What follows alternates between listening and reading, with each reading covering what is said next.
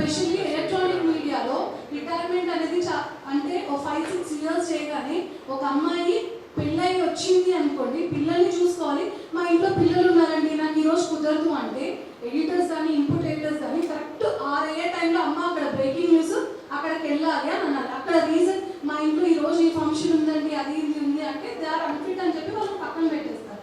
So ఈ type of indirect అంటే forceful విధానం అనుకోవచ్చు, ఏదైనా అనుకోవచ్చు, ఇలాంటి ప్రాబ్లం ప్రతి జర్నలిస్ట్ ఫేస్ చేస్తారండి. స్పెషల్లీ ఇప్పుడు ఒక ఎలక్ట్రానిక్ మీడియాలో ఒక అమ్మాయి ఒక ఐటమ్ రాయాలి అంటే బైట్స్ దొరకాలి. ఎవ్రీడే ఒక టాస్క్ అది. బైట్స్ అంటే ఒక రోజు ఒక్కొక్కరికి ఇంట్రెస్ట్ ఉంటుంది, ఒక్కొక్కసారి ఇంట్రెస్ట్ ఉండదు. కానీ ఇంటర్వ్యూస్తో పాటు విజువలైజేషన్ వీడియోస్ చేయాలి. ఆ వీడియోస్ ఈ ఆడియోస్ తీసి ఒక డాక్యుమెంటరీ టెలికాస్ట్ చేయాలంటే మళ్ళీ ఇన్పుట్ ఎడిటర్స్ నుంచి అవుట్పుట్కి వెళ్తుంది.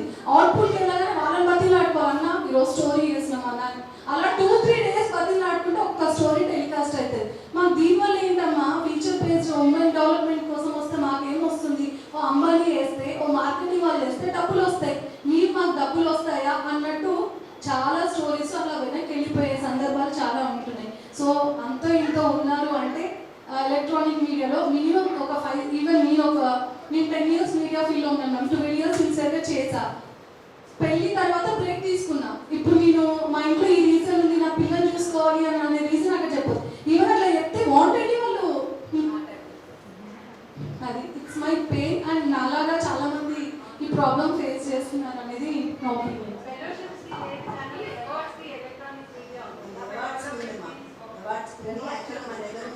చాలా తక్కువ వస్తున్నాయి. అప్పటికి నేను గ్రూప్స్లో పెడుతున్నాను, అప్లై చేయట్లేదు. ఎస్ అయితే మేడం ఇంతమంది ఇన్ని సమస్యలు చెప్తున్నారు కాబట్టి ఇదే మేము అనుకుంటున్నాం ఓవర్కమ్ చేసాం. చాలా మంది మధ్యలో పోయిన వాళ్ళు ఉన్నారు, బట్ ఇంతమంది మేము